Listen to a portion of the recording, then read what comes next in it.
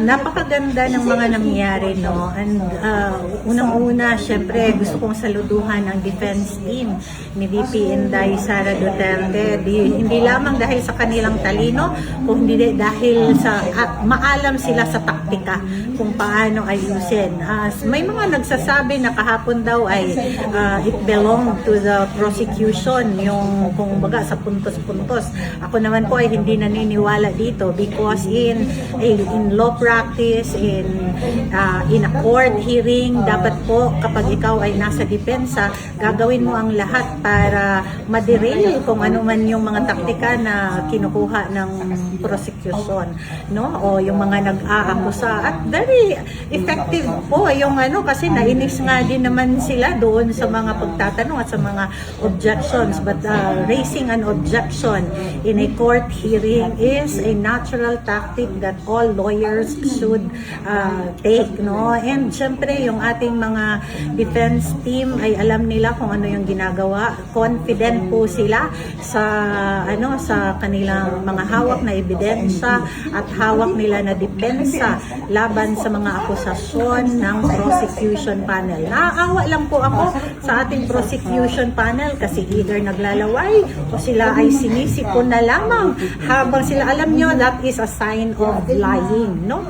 Psychologically, scientifically, alam nyo, ang isang tao na nagsisinungaling ay merong extra result sa kanyang body body expressions, at yung paglalaway po at ang pagsisipon ay isa po ito sa mga kadahilanan that you are under pressure. So alam ko na masyado silang pressured. Alam nyo, mga prosecution panel, para hindi na po kayo magkaroon ng pressure, tumigil na kayo sa kakaakusa sa ating Vice President Sara Duterte dahil sigurado po ako na siya ay mapapawalang sala dahil wala po talaga siyang kasalanan. Kung meron mong kayong nais usigin nyo yung source ng 125 million confidential funds dahil he is equally liable to it dahil sa kanya nagmula yung 125 na ipinasa namang niya kay Vice President Sara Duterte. Bakit hindi nyo po siya ang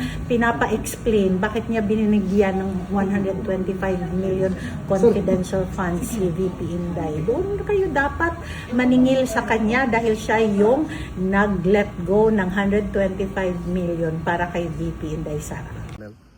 Ako hindi ako nanonood kasi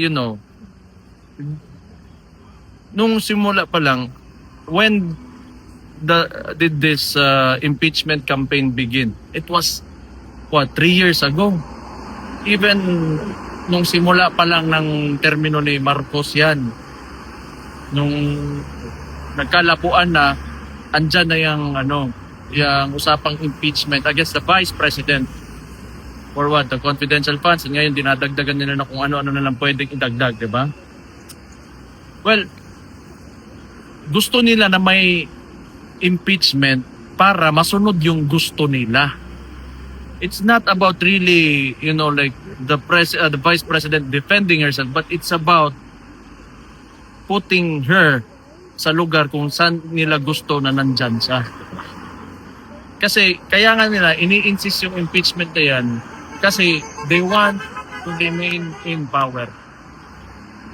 Gusto nila sila. That's all that I can say. Pag pumayag yung mga tao, wala na kami magawa.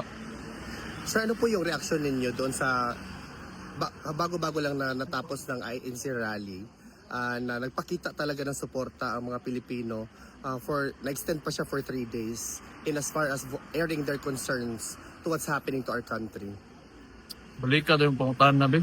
Okay. Ano po yung reaksyon nyo, sir, doon sa INC rally? Hindi ko alam. Wala akong, hindi naman ako involved nun. And di naman nakuha nila yung main objective nila. It was to deter the administration from taking Rodante Marcoleta. So I do not know. Sir, I have no comment. Sir, marami pong mga kababayan natin na nagsasabi na in the event sana hindi po mangyari na ma-impeach nila si Vice President Duterte, there will be another Duterte that will be running for the presidency. What's your reaction to the clamor of the people that your names and also that of Congressman Pulong are surfacing? You know, we let tomorrow take care of itself. Pero yung mga ganon, sana wag. Kapoy kayo na. Hasol yun. Sir, lastly, on a different matter, pinayagan po ng trial chamber na ang prosecution mag-go through sa mga possession ng papa mo upon his arrival here during his surrender. What's your reaction to that, sir? Masaya na makita. Ano mo, may dala akong papa. Yung brief. Utang yun naman na sila. Laing makita. Diha. Sir, just to conclude, do you have a message to the Filipinos? Well, probably, you know, like, balik na tayo sa impeachment because that's the biggest issue now. Kung papayag kayo, wala bang problema sa amin. Tingin nyo, wala talaga silbi ang konstitusyon natin. Wala kami magawa. In the first place, nandyan lang naman kami kasi binoto kami as elected representatives that will uphold the mismong konstitusyon na pero tingnan natin kasi destiny talaga ng tao yan kung anong mangyayari sa kanya. Pero yung masasabi ko lang talaga, ginawa nila yung impeachment na the entire campaign for 3 years talaga nilang pinagsikapan ng administrasyon yan kasi gusto nila sila pa rin. They are preventing Vice President Inday Sara Duterte to run for the 2028 elections. Yan talaga ang main reason ng impeachment na yun. Sir, on behalf of the Filipino community all over the world, we are steadfast in our support. Laban lang, sir, nandito kami sa inyo. Duterte! Thank you. Hi ma'am, I'm going to be German.